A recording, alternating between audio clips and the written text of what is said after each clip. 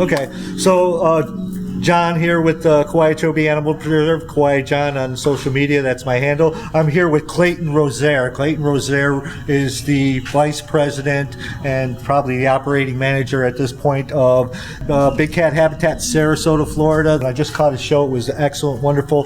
This man is the 9th generation of animal trainers, or big cat trainers specifically.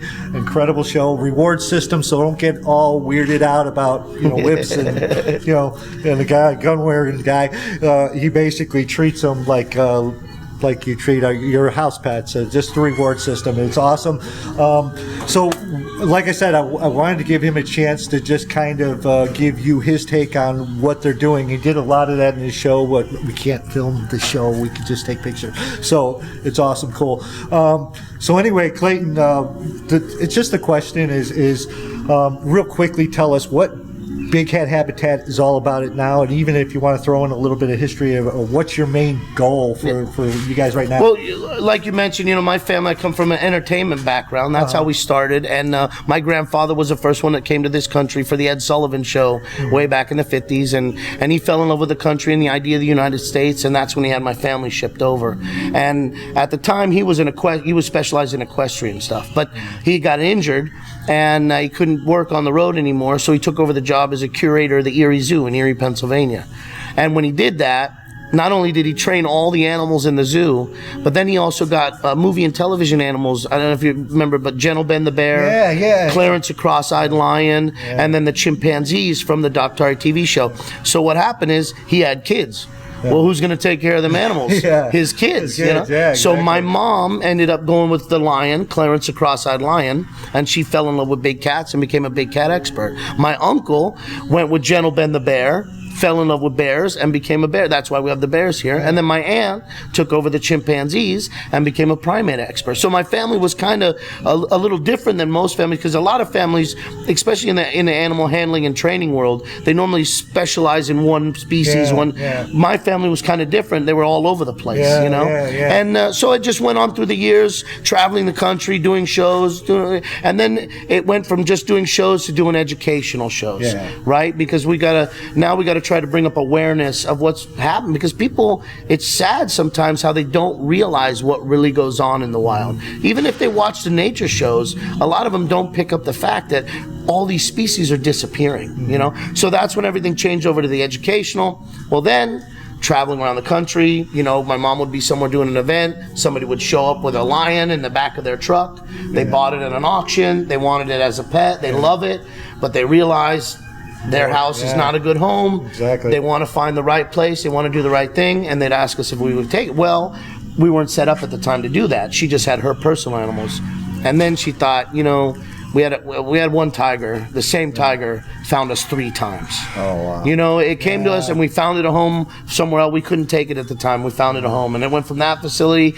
and it needed a home again, and we found it another. And finally, it showed up at our gate one day in a trailer with a guy. Oh man! And we said, you know what? It's the 3rd time this cat found us. He's meant to be with us. And I've had the same problem in the past. I hate that when you try to do the adopting out. Yeah, you try to do the right thing, find them a good place. And then they just come right back. This is like really with birds. Birds, it's like the worst one. But what normally happens is, right, everybody, they want to do it out the goodness of their heart. Exactly. And then the weight of the bills comes into play, and then they go, oh my gosh, we took in 2 more big cats, we can't afford to feed. So it's like the crazy cat lady, what's one more bowl of food? Well, when it's 89 bowls of food, we got a problem. So it went from that to started to build our facility and take in these animals. And my mom would have my uncle, my father, different members of the family would stay home and do the construction and the building while she was out still doing shows. And then it got to a point where she needed to be here to help run the place, and I was at an age where I could take over the traveling part. And that's kind of, it's one of those things where sometimes it's hard for people to accept, but our performing animals, by going out and traveling the country and doing educational shows, they helped to fund the building of our facility. So our working animals help to home the ones that needed rescuing. You know, and the other thing too is, like I always tell people, is a lot of people want to look at it as abuse, or you're making them before some. You know, you got to realize that a lot of this is enrichment too. Yeah, you know, the philosophy. That's like saying, the philosophy is very different. These animals are used to doing what they're used to doing, and they don't know the difference. So the interaction that they get through a lot of these activities is actually enrichment. I've watched your cats; they love you. They absolutely love you. And so, and it's sad, but a lot of times the people that are the most they're the most out there, that they got the biggest mouth they're talking about, those are people that don't actually own animals and don't take care of animals. Exactly. You know, and now, people ask me, and I want to ask you if you can relate to this. People always ask me, how do you do this, or what does it take to do this? And my answer is always to people is passion. Oh yeah. You have to give up everything else, because your passion for this is the only thing that you're going to have time for. Well, they have to. Because you mentioned, like, a lot of people, they get into it, their heart's in the right place, they intend on doing it, but it becomes overwhelming because there's still so many other things in their lives. And the animals have to come first. Yeah, that's number one. I mean, everybody knows that rule, right? They eat before we eat. They're bedded down before we go to bed. I mean, and that has to be your number one, because they can't take care of themselves. But they're so important.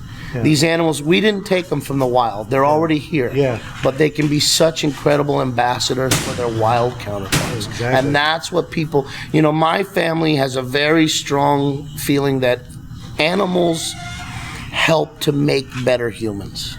Kids that grow up with animals in their lives learn love, respect, compassion from never saying a word. The animals teach them that. And it's so important. And in our country right now, the way things are going, people need more animals in their lives, not less. And the children need the most of the attention. The children need to be influenced more. It makes you healthier, makes you happier. They're going to change it all. So. Animals are good for the world. People just need to remember that, because they seem to be forgetting, when they're gone, we're gone. That's how it works. So we got to do the right thing for everybody. And there are ways to do it. And even local people can find a way. Support your local zoos, your local private shelters, your local rescues. Go down and you don't have to just give them money. Just like at the Humane Society, stuff like that. You can take them blankets. You can take them soap. That way it's going to go to the animals and no one else. But I was so happy to hear you say that in your show, because it was a big part of our message too, is doing things locally. When you do things nationally, you don't know where that money's going. And to be honest with you, here's the dirty little secret when it comes to these national multi-billion-dollar rescue or animal rights groups. They're the same evil that we see Wall Street as. They spend more money making more money than anything else. 1% goes to an animal, or like you said, 95% get euthanized when they come into their care. It's ridiculous. They are just these big, giant corporate machines that are just driven by greed. Which is sad, because in the beginning, we thought it was going to be different. In the beginning, I thought that they were groups that cared about animals. And I had this stupid idea that they were going to do wonderful things for animals and go to facilities and help them out and go to your place and say, hey, what enclosure do you need help with? We'll build you a new one. We'll help raise the money. But that's not what they're about. And that's what people need to know. They're not about the animals. They're just about that they don't want any human to ever own any animal. And we're not talking exotic. We're talking dogs and cats. Pets. And when the world finds out that they don't want your kids to grow up with a family dog or a family cat, then people are going to start. It's funny you say that, because it was the exact same thing with me. When I got into this, I thought I was going to be like with everybody, but I was like shocked and in awe and heartbroken that I was viewed as the enemy by the rights group. And I thought it was very special what you said about Betty White. Okay, Betty White. We've gotten a couple of donations. I hope a lot of people that run animal groups are getting donations, because they've been wanting people to give on behalf of Betty White, whether it be me or whether it be Big Habitat or any of these other places. Realize that Betty White fell for the same thing that we all did. She thought these organizations were the way, and she found out different. And then she made sure she made people understand later on that she made the mistake. So, what he just said about the local shelters and the local people, that's Betty White, you know. So if you really love her and you want to donate in her name, donate to those types of facilities. So and she truly was a real, I mean, full-on animal lover. That lady loved animals her entire life. They made her life fuller. They made her life better. Look, 99 years, man. I mean, pretty incredible, you know, and I think the animals had a lot to do with it. So it was a pleasure to meet you. Again, John with Kowiachobee. This is Clayton Rosaire from Big Cat Habitat. Thanks to Gator John for introducing us finally. Gator John over there. So we all know Gator, and yeah, awesome. Is there anything else that you would want people to know? No, about I Big mean, Cat Habitat or anything else? well, not just our facility, but any facility. You know, go and see with your own eyes.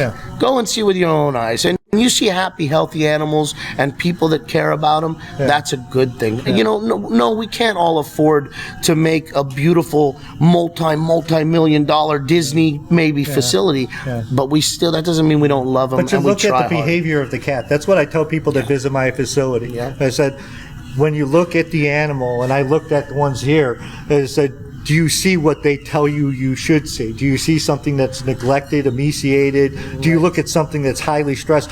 Yours are out there sunning themselves. Even on a day like today, they're just laying on top and sleeping, very relaxed. They do not look stressed. They do not look bothered, or you don't see any anxiety. They're very comfortable.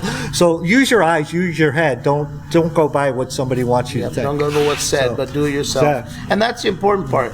People need to look into things a little bit more on their own and find out what the truth really is. Because it's out there, and you'll find it out. And great animals are part of the way to tell you. Exactly. Awesome.